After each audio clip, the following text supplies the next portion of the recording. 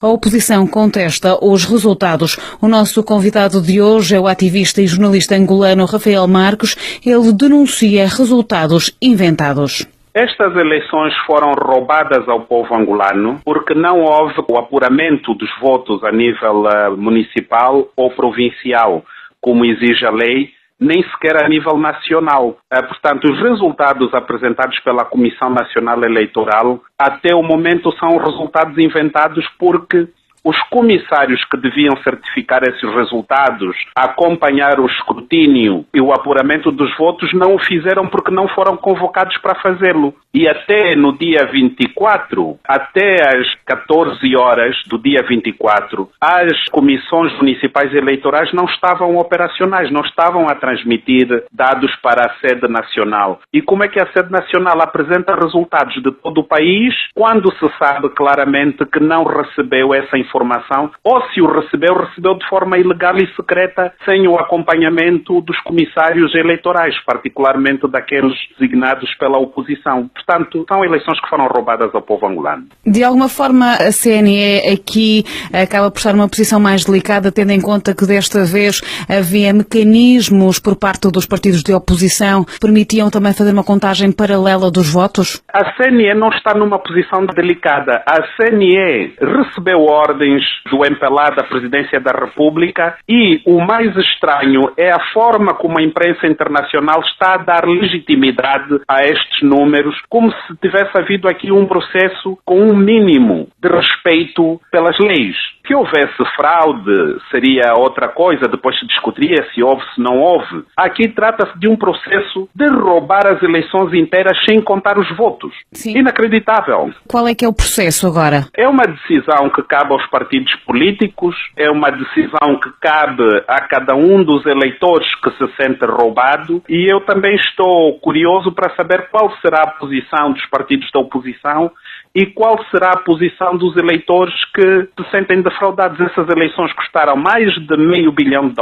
A CNE recebeu um fundo adicional de $250 milhões diretamente da Presidência e fundos que não constam do Orçamento Geral do Estado. E a pergunta fica, mesmo com todo o controlo do processo eleitoral, como é que não se contam os votos, não se faz o apuramento dos votos e anunciam-se resultados sem isso, com dados totalmente fabricados? Mas o primeiro a anunciar até, inclusive, os resultados foi o próprio MPLA, que anunciou, mesmo antes do primeiro anúncio provisório da CNE, anunciou uma maioria qualificada nas eleições gerais. E são os resultados que praticamente a CNE está a divulgar, não é? Sendo que a CNE agora recebe os resultados do MPLA. Os primeiros resultados divulgados pela CNE não davam essa maioria qualificada ao MPLA. Os últimos divulgados sim dão, mas os primeiros não davam. Sim, mas por isso é que foram suspensas, a divulgação dos resultados pela CNE foi suspensa. Como é que então justifica por parte dos observadores que observaram, e perdão uma redundância, o ato eleitoral, como é que justifica que até ao momento não tenha havido nenhuma declaração pública no sentido de denunciar aquilo que me acaba de dizer, que não houve o apuramento dos votos? Os observadores já vieram com a ideia preconcebida de certificar os resultados do MPLA. Por quê? Porque os observadores críticos, como os do Parlamento Europeu, da União Europeia, que eventualmente viriam com Ana Gomes, estes o governo não credenciou, não aceitou. Então os que vieram praticamente são os amigos do MPLA. São os amigos, vieram observar, são os amigos que vieram legitimar, certificar este roubo das eleições pelo MPLA. Não há outra forma de descrever, porque o processo de acreditação dos observadores internacionais não obedeceu a regras transparentes, que poderia ter garantido, por exemplo, a presença de muitas missões, como a do Carter Center e outras, que são conhecidas por irem um pouco por todo o mundo com alguma independência, efetivamente observarem as eleições.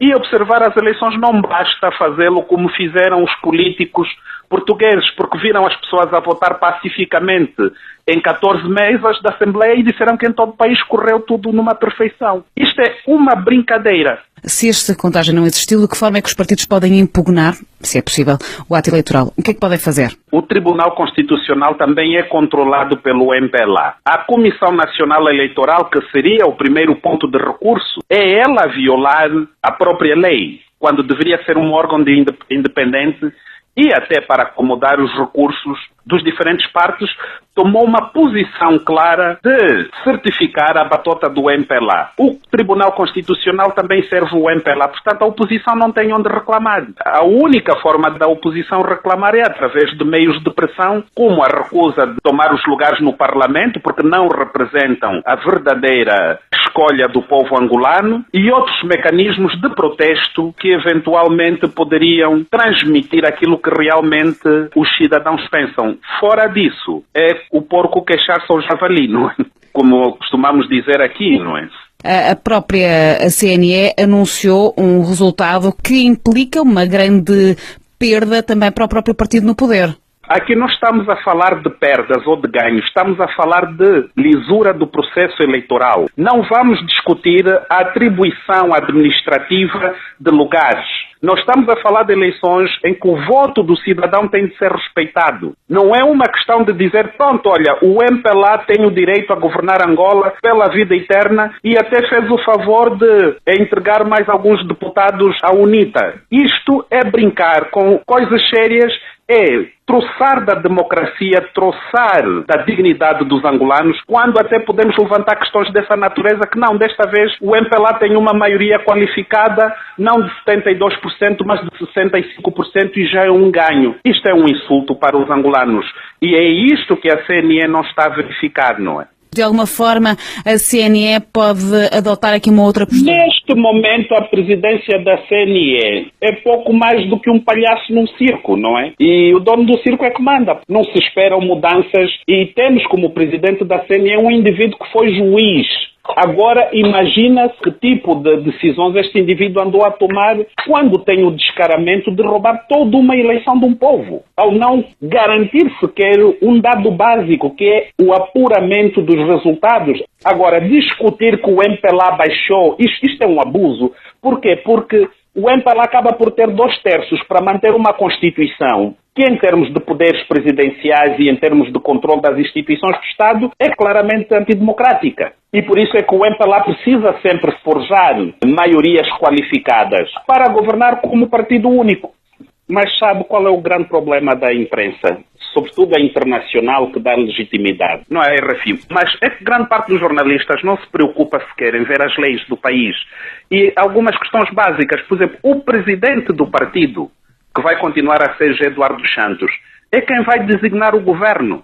Porque é a primeira vez em 42 anos que a função de Presidente da República é separada da função de Presidente do partido. Quem designa o governo, quem determina a agenda é o presidente do partido. E nós temos agora, com esta situação, nós temos agora um presidente da República que é subordinado do presidente do partido. Porque o João Lourenço é vice-presidente de José Eduardo Santos no partido. Portanto, então, ele tem de cumprir com as ordens do seu chefe no partido. Então não tem poderes nenhum. Quem vai continuar a mandar são aqueles que estão à vontade do presidente. A liderança de Angola continua à mesma nas mãos de José Eduardo Santos? Nesse caso até continua mais nas mãos do general Copelipa, que é o homem que tem a tarefa de fazer essas manipulações todas e que comandou a campanha eleitoral de João Lourenço, porque José Eduardo, efetivamente, com a sua doença, tem menos disponibilidade de tempo para infernizar a vida dos angolanos. E o João Lourenço é uma marioneta no meio disto tudo? O João Lourenço é e será até o fim do seu mandato uma marioneta. Não vejo,